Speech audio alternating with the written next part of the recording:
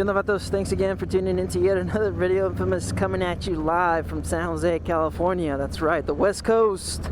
Would you guys go ahead and do me a favor? Just hit that like button. Be much appreciated. Let's go ahead and get on with the topic of today's ride. The leaks that have been leaked from Harley-Davidson, the 2022 lineup.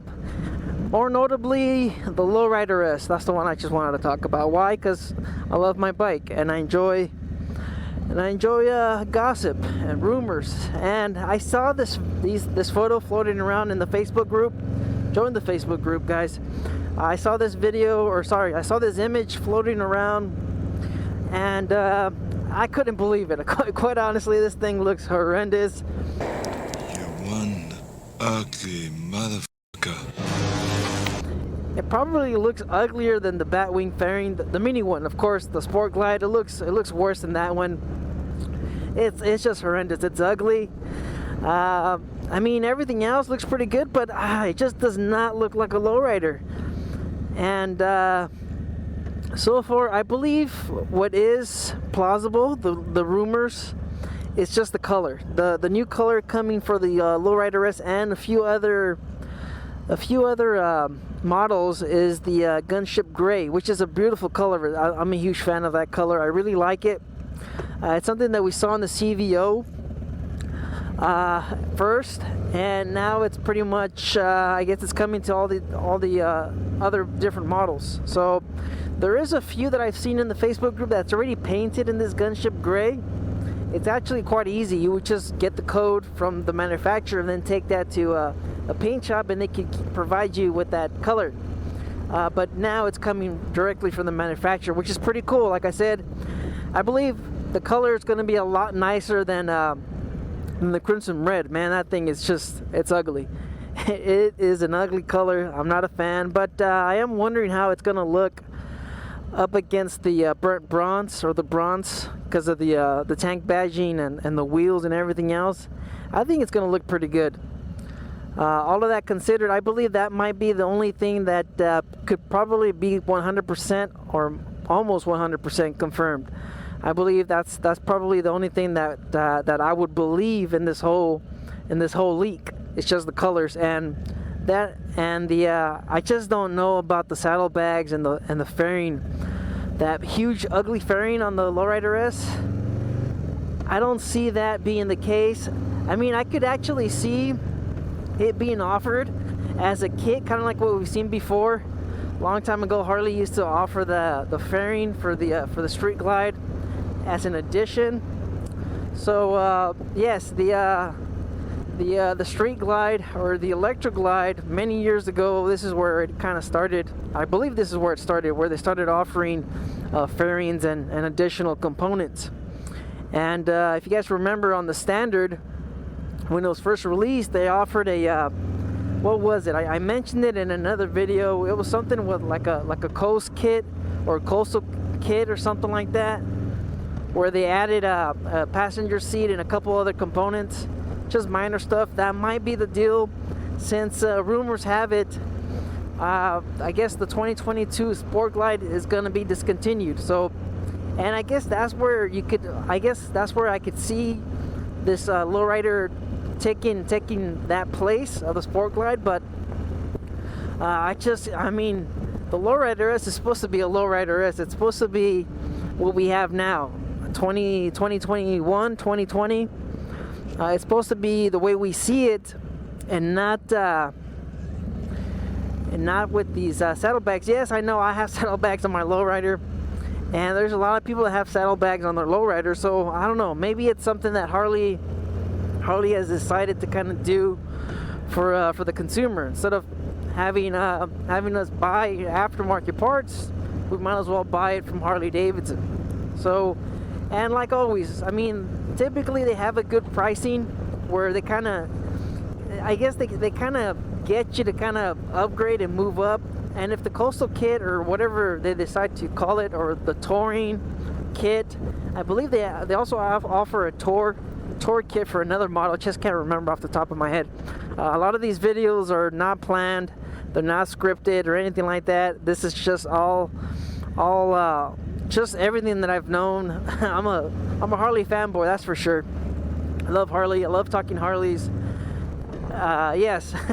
Anyways, I mean, that's the way I might perceive it, as potentially being plausible with that ugly fairing and the saddlebags, is if they offer a kit. Hopefully it's not more expensive than probably $3,000, because once you factor in 18,000 plus, potentially they're talking about a price increase. And then the kit itself, I mean, now we're talking about Street Glide price, or Street Glide price range. So, like I said, I mean, there's benefits of having detachable components, that's for sure. I wonder if that huge fairing is going to be detachable. Probably. The answer is probably yes. So, kind of like the Batwing fairing, the mini one on the Sport Glide. Overall, yes, it's a big change. It's a huge splash. If the leaks turn out to be true, I just, man, that fairing. I don't know. You guys leave your comments down below. Let me know what you guys think. You guys think that fairing looks good? We saw 2020 when they released the new quarter fairing. It's a beautiful fairing. I really like it, but it's just built poorly. It's garbage. They haven't fixed it, and there's another manufacturer that makes them that are better built. So I can't remember off the top of my head the name of the manufacturer. It starts with a D, but yes, they do sell that quarter fairing, that new one. It looks real nice. Like I said, I'm a fan of the fairing, but this new one, this new touring / FXR / sport or special or whatever they're going to be calling it, I'm not a fan of. I don't like it, but the saddlebags themselves, I do like it, and the color update, like I said, I'm a fan of that. And let's get on with the rumors that I just don't believe. I don't think they're plausible at all, but who knows, I might be wrong. All right, I kind of predicted the colors for the crimson red last time, but well, you know what, I didn't predict them. I saw the images back in December, so yes. Anyways, yeah, the event might be next year. I've always said August, but there's a chip shortage, so that might be delaying the manufacturing for these new 2022 models. And as far as the rumor or the leak that people are mentioning, that's probably not true, is the 117. Now, if you Google CVO, you'll see the 117 is specifically just meant for CVOs. That's the custom vehicle operations from Harley-Davidson. All right. So anything with 117 should be just for CVOs, all right? That's like, it's a special perk of buying a CVO, of purchasing a $50,000 motorcycle. Yes, I mean, that's your perk. That's your big hurrah, your Twilight. The vampires are standing over the balcony or whatever. I never saw that movie. It's some fellas that are standing up somewhere high. Anyways, that's pretty much their own. I guess there's like that's their golden star or something like that. How do you say it? Something that makes you feel really special when it's really not much. But anyways, the 117 CVO, I just don't see that coming to the lowrider unless it's a CVO, or who knows? You know what? I just thought about that right now. Maybe it's a lowrider S, or maybe it's a CVO lowrider S. That could be it. You know what? That might be it. Just thought about it right now. So maybe we'll have the lowrider S with the new color. They haven't said anything about any new tech or anything like sport modes or anything like that so far. But we might get a CVO lowrider S. Is that possible? I don't know. I mean, this is just